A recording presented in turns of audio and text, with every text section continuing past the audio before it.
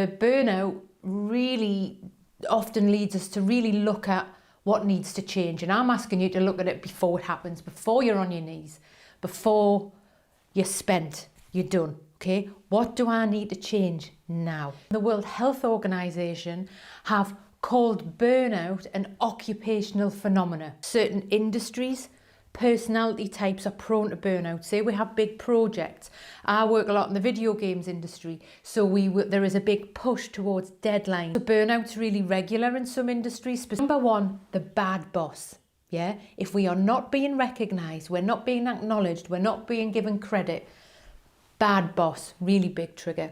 Also, if it's a bit chaotic at work, if there's bad management, if you don't know what deadlines you're working to, that causes us quite a lot of stress. So the work might be monotonous or unchallenging, or also in a really high pressure environment, or an environment that's quite disorganized and chaotic. Also, I'd like you to notice lifestyle. So are you someone who may be prone to burnout because you take on a lot of projects, that you're really interested in all this stuff, you're the bright shiny star, you're maybe taking on too much of other people's responsibilities rather than delegating and thinking, okay, they're an adult, they can sort that out for themselves. Also within the lifestyle, there may be a lack of sleep, and also, have you got enough support?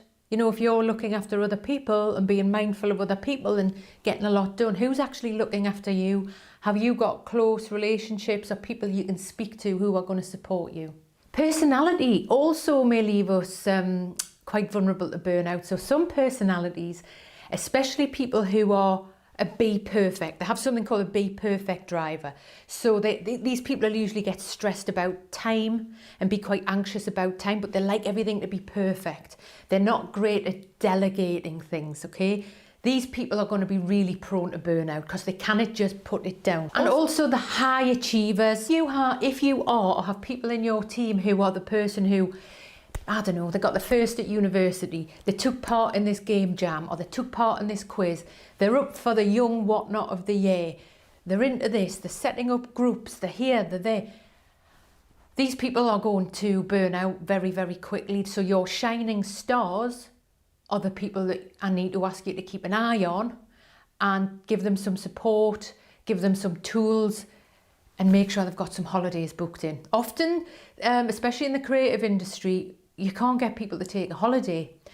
This was a real problem, especially for younger people. They weren't taking holidays. In the games industry, it was actually because a lot of people loved working in games so much, they didn't understand that they needed to take a break. Because they'd burn out, and then they burn out. So unfortunately, let's learn from this. Let's learn from where other people may have fallen down. Maybe you've fallen down yourself. Get the holidays booked in. If you are feeling burnt out, if you are feeling like you're struggling, I need to ask you to start taking some breaks, as in from now. Speak to HR if that's something you feel comfortable with. Maybe occupational health. If that's something you're not comfortable with, go and talk to your doctor. Ring your doctor, have a conversation. Go and find a therapist. There may be therapy available on the NHS. Look at some websites below for finding a local therapist. Start getting help for this now. If you don't start putting some of these preventative tools in, burnout can last 4 months. And usually it is people sleeping for 24 hours at a time, because they are emotionally, mentally and physically exhausted. Please do something about this now. And if you have any questions, let me know.